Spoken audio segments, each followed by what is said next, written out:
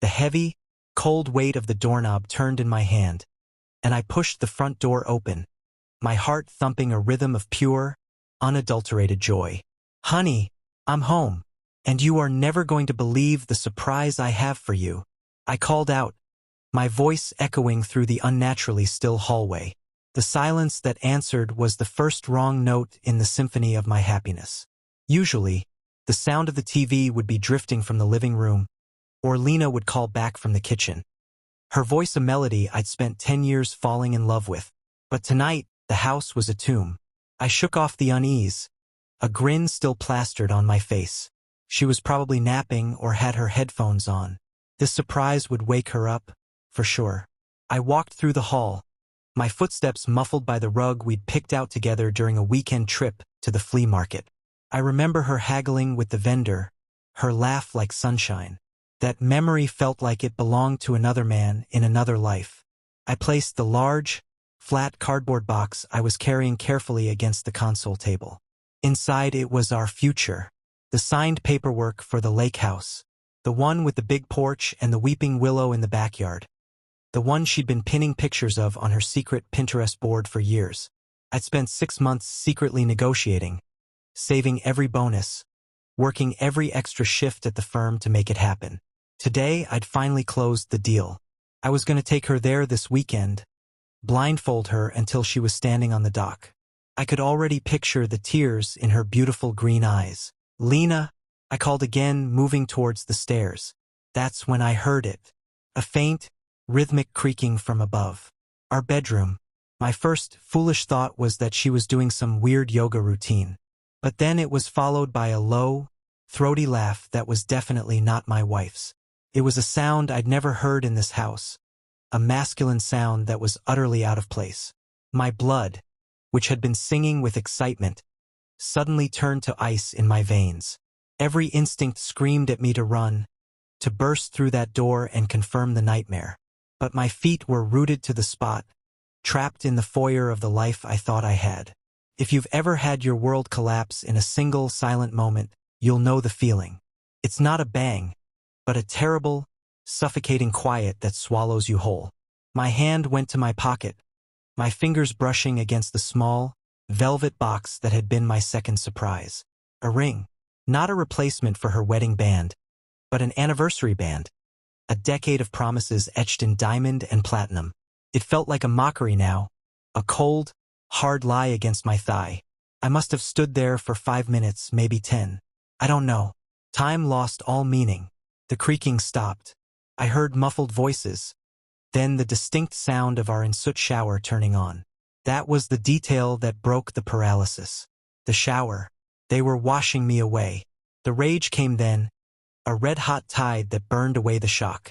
I took the stairs 2 at a time, not caring about the noise now. The door to our bedroom was slightly ajar. I pushed it open. The scene was a meticulously staged crime against our marriage. The room was dim, lit only by the late afternoon sun fighting through the half-closed blinds. Our bed, the king-sized bed we'd saved for, the one where we'd whispered our dreams and held each other through nightmares, was a tangled mess of sheets. Her silky black nightgown, the one I loved on her, was draped over her side of the bed. And on my nightstand, right next to a photo of us laughing on our honeymoon, was a man's watch.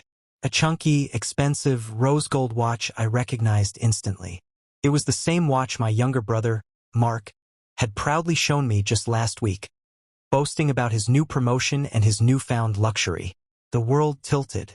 Mark, my brother, the boy I'd taught to ride a bike, the man I'd co-signed a loan for, the one I'd always protected.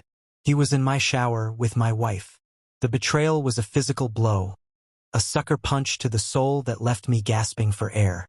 I stumbled back out of the room, down the stairs, and collapsed onto the living room sofa, the same sofa where we'd cuddled just last night and watched a movie. I felt like I was going to be sick. All the plans, the lake house, the ring. It was all ash in my mouth. I must have sat there for an eternity, listening to the water run upstairs, then stop. I heard their laughter, easy and intimate. I heard my brother say, "I'll grab us some wine," and my blood ran cold again. He was coming downstairs. He was comfortable here, This wasn't his first time. I didn't move. I just sat in the growing darkness, waiting. Mark's footsteps were light, almost jaunty, as he came down the stairs and turned into the kitchen. I heard the familiar clink of glasses from the cabinet I'd installed myself. He was whistling. He came back into the living room, 2 glasses of red wine in his hands, and froze when he saw me sitting there. The glass in his right hand slipped, shattering on the hardwood floor. A crimson stain spread across the pale oak, a grotesque Rorschach test of our broken family.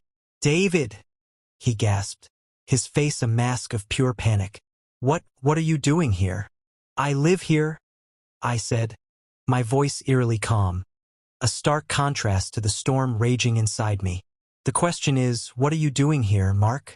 And why are you pouring wine in my house, shirtless, after taking a shower in my bathroom?" He just stood there, mouth opening and closing like a fish, the remaining glass of wine trembling in his hand. The truth was written all over his guilty face. There was no lie he could spin that would erase what I had seen, what I knew in my bones. From the top of the stairs, Lena's voice, laced with concern, called down. "Mark, is everything okay?" I heard a crash. She appeared at the top of the staircase, wrapped in my blue bathrobe, her hair damp and her skin flushed. Her eyes met mine, and the color drained from her face. "David," she whispered, her hand flying to her mouth. "Hello, Lena," I said, not taking my eyes off my brother. "I came home with a surprise, but it seems you two had one for me first." The ride to the police station was a blur of silence and shame. I sat in the back of the squad car, Lena beside me, sobbing quietly. She tried to explain, to say it was a mistake, that it didn't mean anything, but I just held up a hand. There were no words.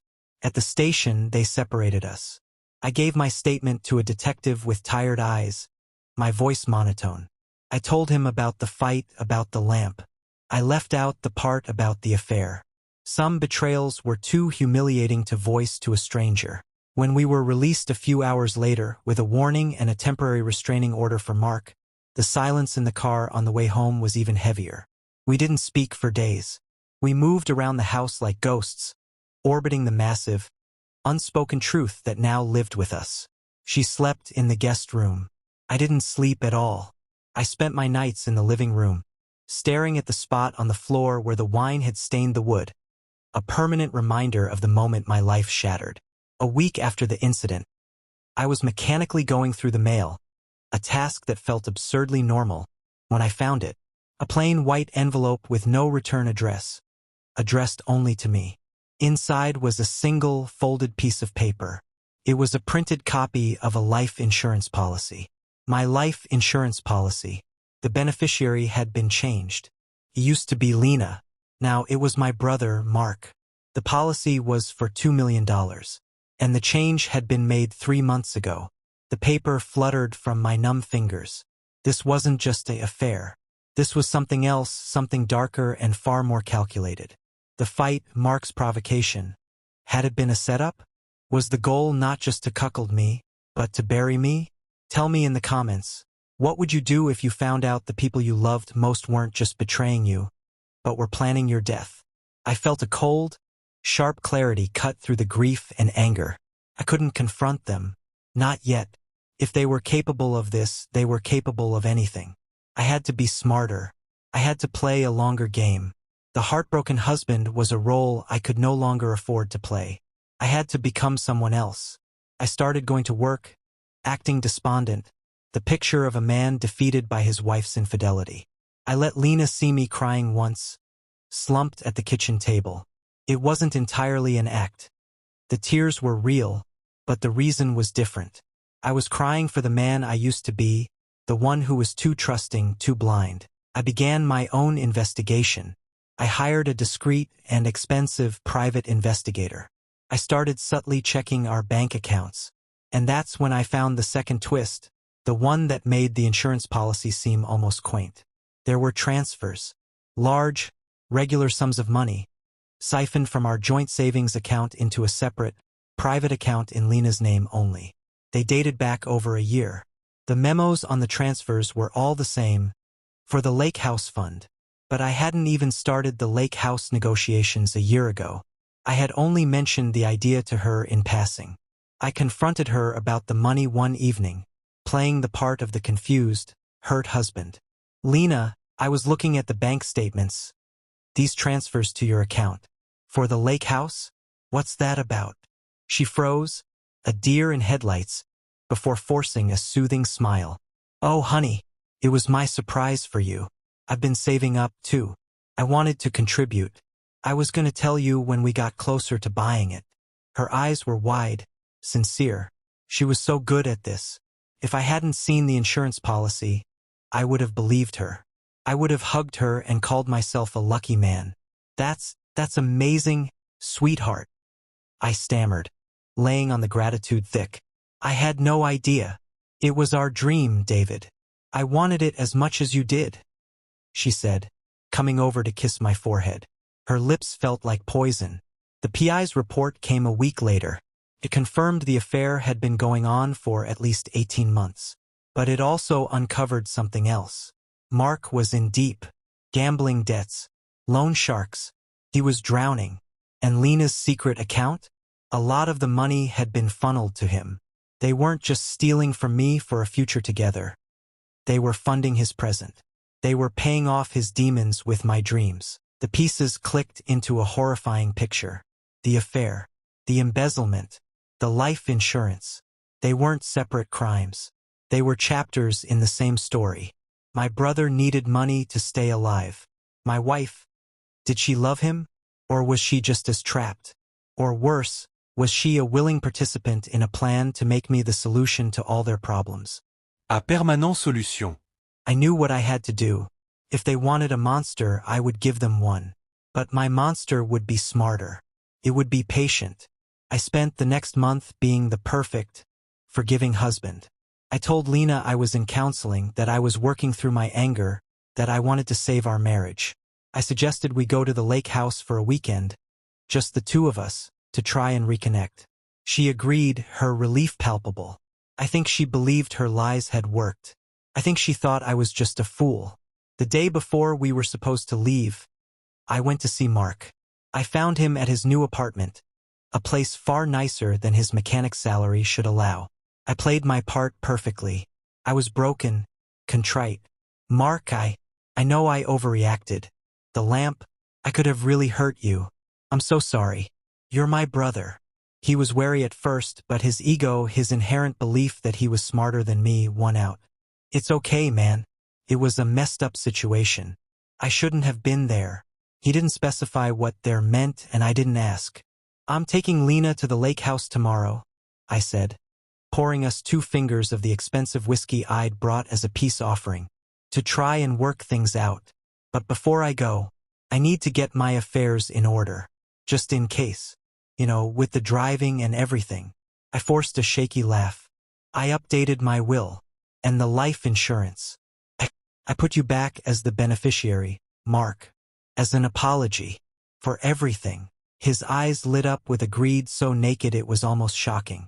He tried to hide it behind a mask of brotherly concern. David, you don't have to do that. Really. I want to, I said, clapping him on the shoulder. You're my brother. Family is all that matters, right? I watched him swallow the lie, along with the whiskey. I had just dangled the carrot. Now I had to set the stage. The next morning, Lena and I drove to the lake house. The car ride was filled with strained small talk. She was nervous. Good. She should be. When we arrived, she gasped. David. It's even more beautiful than the pictures. I'm glad you like it, I said, my voice flat. There's a surprise inside. I led her through the empty, echoing rooms to the large, wooden deck that stretched out over the water. The willow tree swayed gently in the breeze. It should have been the happiest moment of our lives. Instead, it was the final act. Sit down, Lena, I said, pointing to one of the 2 deck chairs I'd placed facing the water. She sat, confused. What's going on, David? Where's the surprise? I turned to face her, all pretense of the grieving husband gone from my face. The surprise is that I know everything. I know about the money you've been stealing for over a year. I know you've been giving it to Mark to cover his gambling debts. And I know about the life insurance policy you two took out on me. Her face went sheet white. David, no. That's not. I can explain. Save it. I snapped, my voice cold as steel.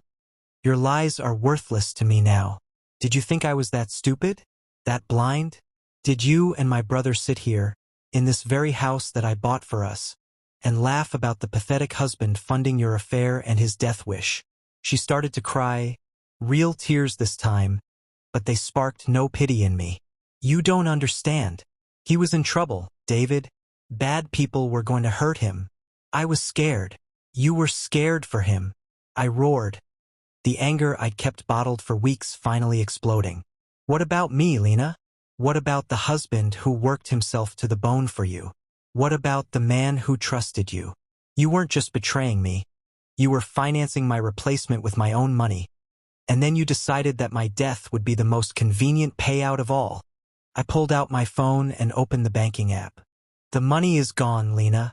Every last cent of our joint savings, and every cent you stole, I've moved to an account you can't touch. The lake house? The paperwork I signed was contingent on the final payment. That payment isn't coming. We lose the deposit. This house, I said, gesturing around us, will never be yours. Her sobs turned into wails of despair. What have you done? What you forced me to do? I shouted. But that's not all. Remember the life insurance policy? The one you changed to Mark? I had a very interesting conversation with the insurance agent yesterday. I explained that my signature had been forged. I showed him the security footage from our home security system, the system you forgot about, of you going through my files in my office. It's fraud, Lena, and conspiracy to commit fraud. The police are very interested. She stared at me, her face a mask of horror. You're destroying us. You destroyed us the first time you let him into our bed. You just didn't have the decency to tell me. I took a step closer, looming over her. Here's what's going to happen. You are going to walk out of this house, get in your car, and you are going to drive away. You will not contact me. You will not contact Mark. If you do, I will press charges for the fraud and the forgery. You will go to jail. You have nothing, Lena. No money, no husband, no future. She was broken, a hollowed-out shell of the woman I'd loved. She stood up, her legs shaking, and without another word, she walked off the deck, got into her car, and drove away. I watched her taillights disappear down the wooded drive, and I felt nothing. A vast, empty silence. But my work wasn't done. I picked up my phone and dialed a number I'd memorized. It rang twice before he answered. Hey, big brother. How's the reconciliation going? Mark's voice was smug, already counting his imaginary money. It's over, Mark, I said, my voice quiet and deadly. I know about the debts. I know about the loan sharks. I know everything. The silence on the other end was profound. I don't know what you're talking about. Sure you do. The men you owe money to? The Vipers. I believe they're called? Well, I just sent them a very detailed email. It included your new address, the make and model of your new car, and a full accounting of the embezzled funds you've been using to pay them back. I also included a copy of the fraudulent life insurance policy and explained that you were planning to use the proceeds to pay them off in full. I think they'll be very interested to know you were planning a windfall. His breath hitched. David, no. You can't. They'll kill me. Funny how that works, isn't it? I said softly. You were perfectly happy to have them or an accident at the lake kill me. Now you get to deal with them yourself. Consider it your inheritance. I hung up the phone and turned it off. I stood there on the deck for a long time, watching the sun set over the lake I would never own. The colors were beautiful, painting the sky in hues of orange and purple.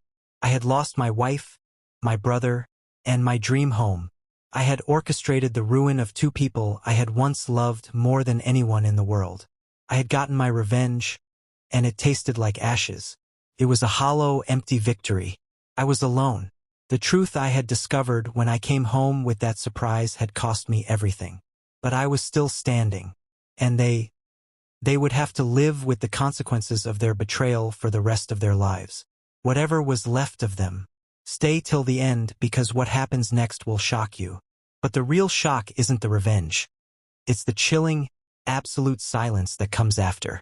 When the rage is spent and the revenge is complete, and you're left with just the echo of the person you used to be. If this story of betrayal and the cold, hard price of revenge touched a nerve, if it made your heart pound with that mix of fury and heartbreaking sadness, then you understand this world isn't always black and white. It's often painted in shades of gray and brutal red.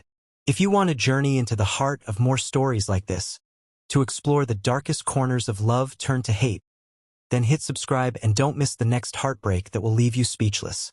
I'll be waiting for you.